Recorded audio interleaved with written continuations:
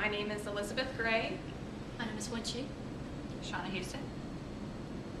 Today we want you to imagine that there's something that you've gone to all your life and it's been taken away from you.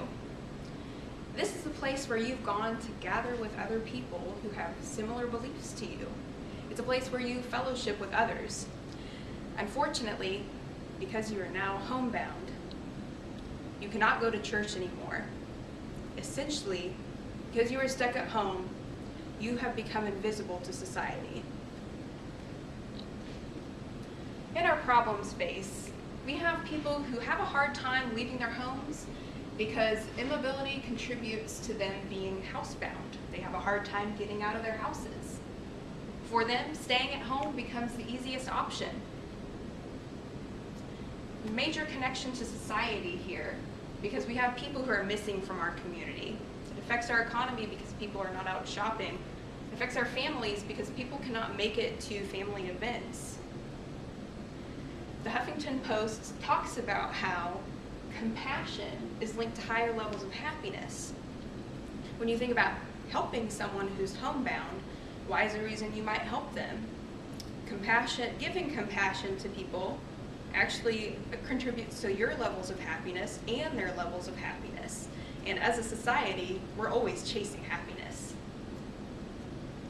The other point is that our work today influences how we live tomorrow because we're not far away from being in the same situation. A lot of us have parents, grandparents who are becoming immobile and having a hard time getting out of their houses. The things that we can do today to impact our futures tomorrow will help us become more mobile and not be as housebound. So our problem is people who are housebound have trouble getting in and out of their houses and other buildings, even when they have someone who is available to drive them. This makes them less likely to participate in community events, which contributes to the depressed mental state of being housebound. We have an opportunity here to help these people get out of the houses, back into the community. And some of the current approach right now is Worka and more.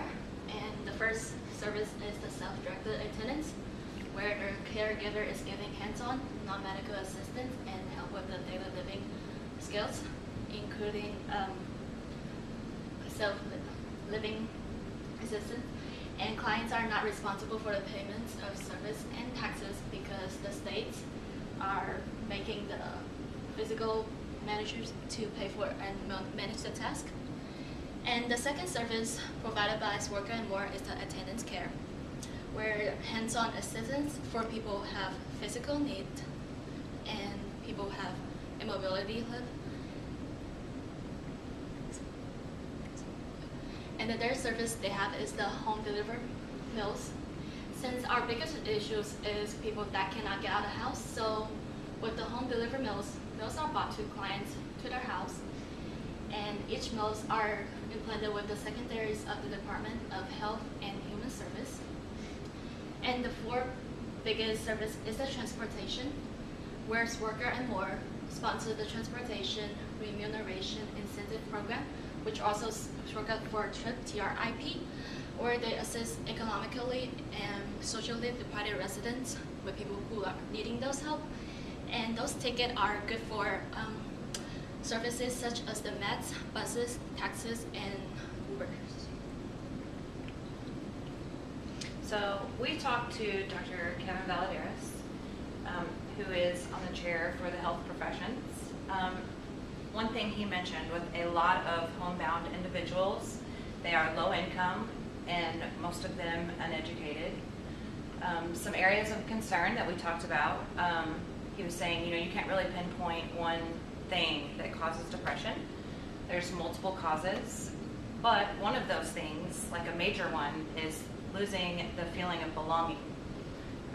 Like Elizabeth had touched on, going to church, missing that fellowship and faith, whether you were in the choir, Bible studies, or whatever it may be. Also, there's the lack of companionship. If you're stuck at home by yourself all the time, maybe you used to have a family pet, you can no longer take care of it, so you lose kind of, for some, maybe your best friend. And a lot of elderly people, their family maybe not lives here anymore. They're older and have moved away and can't really get back to them easily to help them out.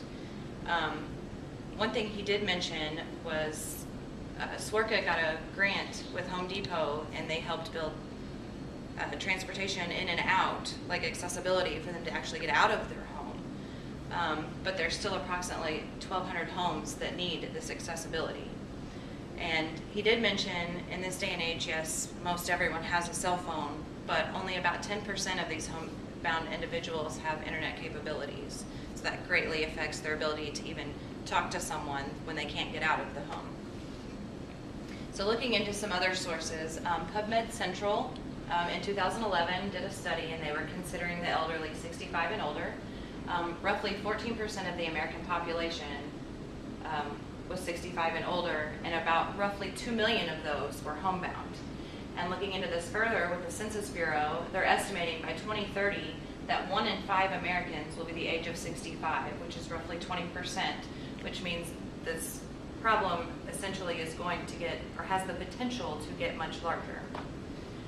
And then, along with the low income, we have looking at some price points as far as, you know, the assisted living in Indiana costs about $48,000 a year, where you've got some home care cost, which would roughly be about 50 hours a week for the same price of the assisted living. And of course, you could adjust less or more depending on what you could afford.